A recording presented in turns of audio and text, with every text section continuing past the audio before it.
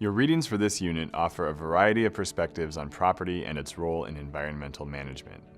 You'll read Garrett Hardin's highly influential 1968 essay on the tragedy of the commons, which proposes individual property rights as part of a solution to overexploitation of resources and excessive pollution at the planetary scale.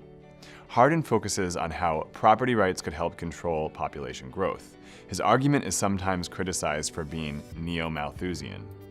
Given what we learned in the previous unit about neo-Malthusian environmental narratives, can you identify Malthusian elements in Hardin's ideas?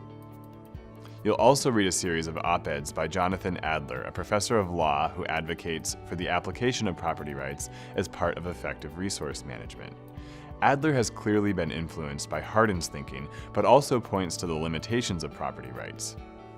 Finally, you'll read an article by Paul NADASDY, who examines land claims negotiations between Aboriginal peoples and the Canadian government.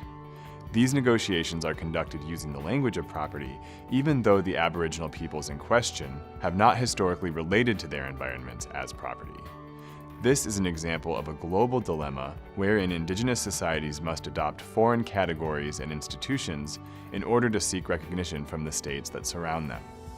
It also raises questions about whether property rights are, in fact, always the source of empowerment that we imagine them to be.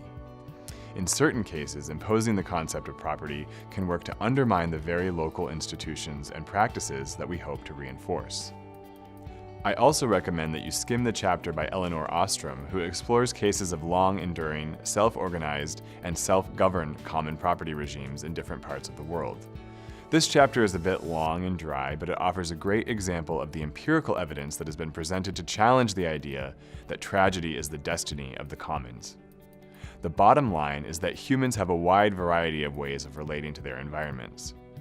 Property at the individual or collective levels can be effective, but it's neither universal nor inevitable. Assuming otherwise can have unintended consequences for local communities and their environments.